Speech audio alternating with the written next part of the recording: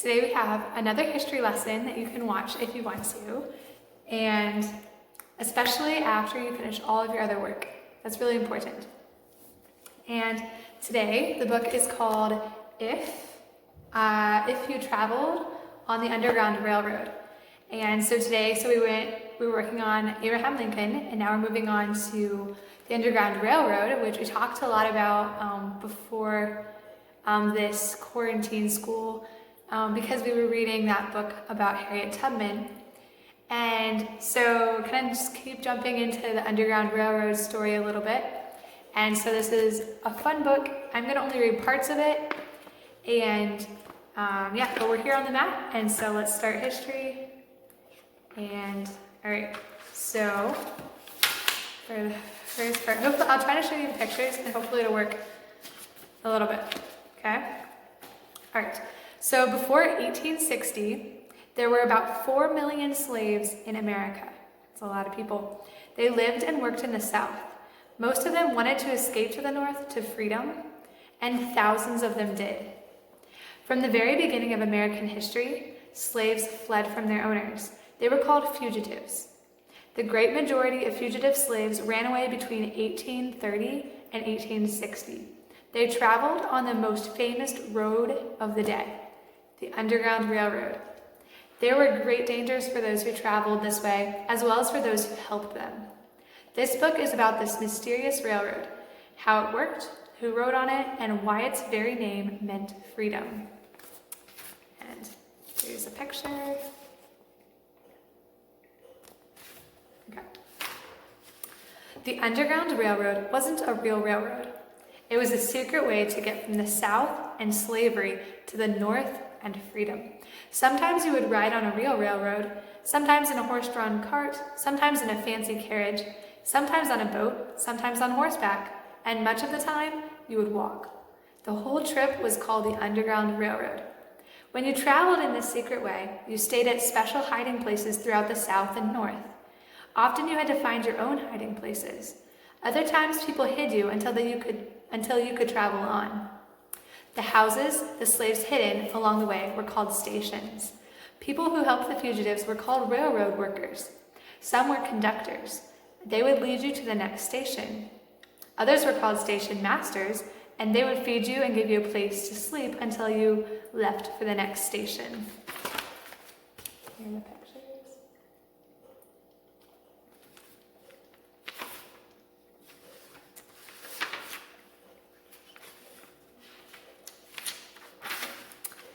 To be a slave meant that you had nothing you could call your own, not even your name. You, the clothes you wore, the food you ate, the place you slept, all belonged to another person. That person was your owner. And just to make sure you didn't forget it, your last name was often the same as your owner's. To be a slave meant that you had to do whatever work your owner wanted. Sometimes slaves worked from before sunrise until after dark in a rice or cotton or bean fields. Others worked in the owner's house. Sometimes owners sent slaves to work for other people who paid the slaves. Of course, the owner kept most of the money. The slaves were given just enough to live on. Even so, a few were able to save a little money. To be a slave meant that your owner could punish you whenever he or she wanted. One slave was beaten because he called his owner Mr. instead of Master. Another was whipped because he looked at a slave the master had beaten to death and cried. These are pictures.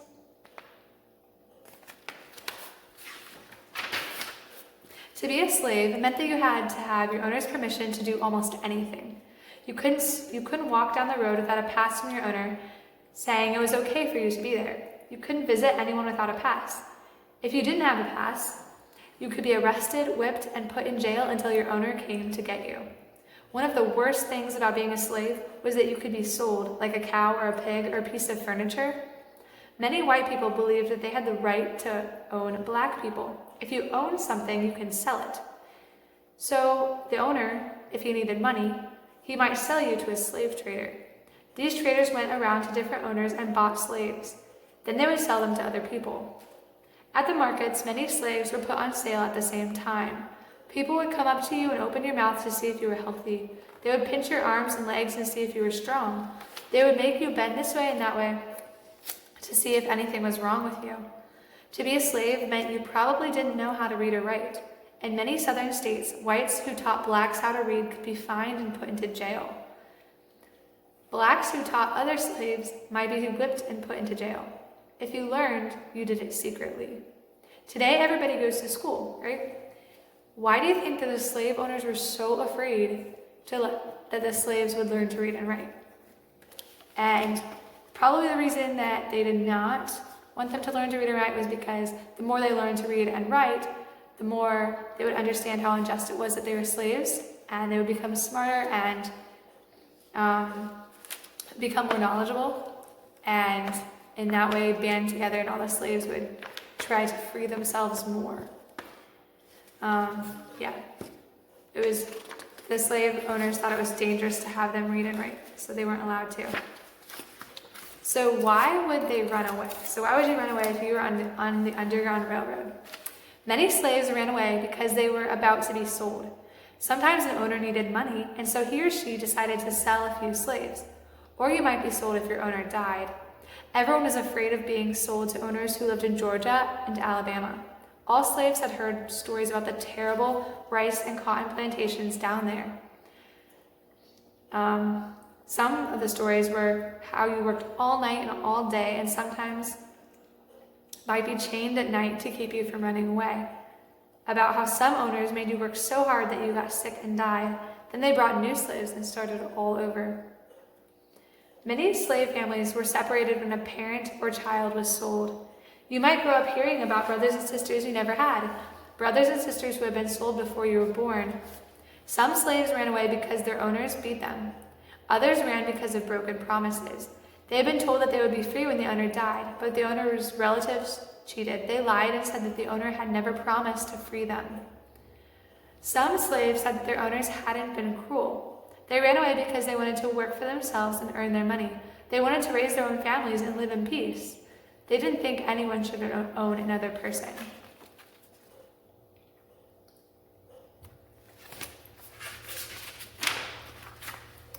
So where would you go first when you ran away? You might have to hide for days or weeks or even months before you found people to help you get to the north. Your owner would be searching for you, so you would have to find secret hiding places. Many slaves hid in forests and swamps. Some stayed in caves. Others hid in big trees. You might have to hide in very uncomfortable places, like Hezekiah Hill did. For over a year, he lived under the floor in a friend's house. His owner offered a big reward for Hill, but the slave hunters never found him. Finally, after 13 months, his friend found a boat that would take Hill to a northern city. The friend asked Hill to take along his 7-year-old son. The friend wanted his son to grow up as a free man, even if it meant never seeing him again.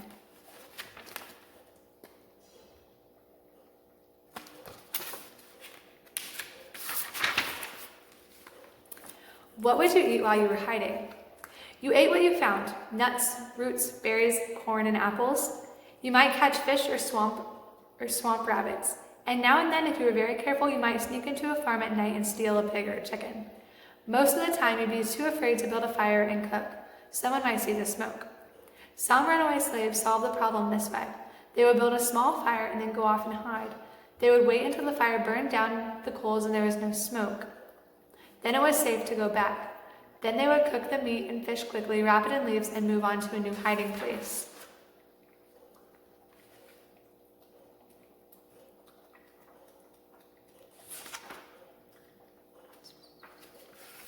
Okay. Were people who helped you punished?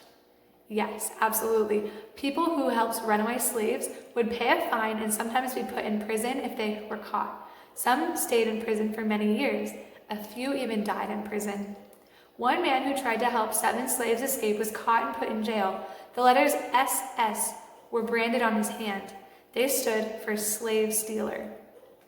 So if the letters were branded on your hand, that means they would be like burned like scars into your hand, right?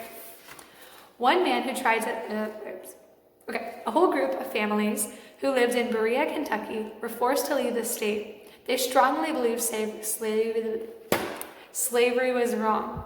One day, men with rifles and guns rode into town. They told these people they had to leave within 10 days. 3 days later, the families and their church pastors packed up and moved to Ohio.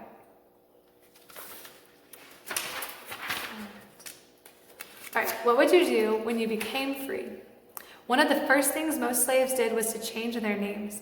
They did this to be safe, but also for another reason. Many slaves didn't have their own last names, but they were given their owner's name. And so changing your name was as if you were throwing away your owner out of your life. You were starting a new life, and it was a good way to a fresh start. Free blacks found jobs, earned money, and raised their families. Many wanted to learn to read and write even though they were grown up. Some secretly went back south and worked on the Underground Railroad, helping other blacks to escape, like Harriet Tubman. Sometimes they were able to bring families together after many years.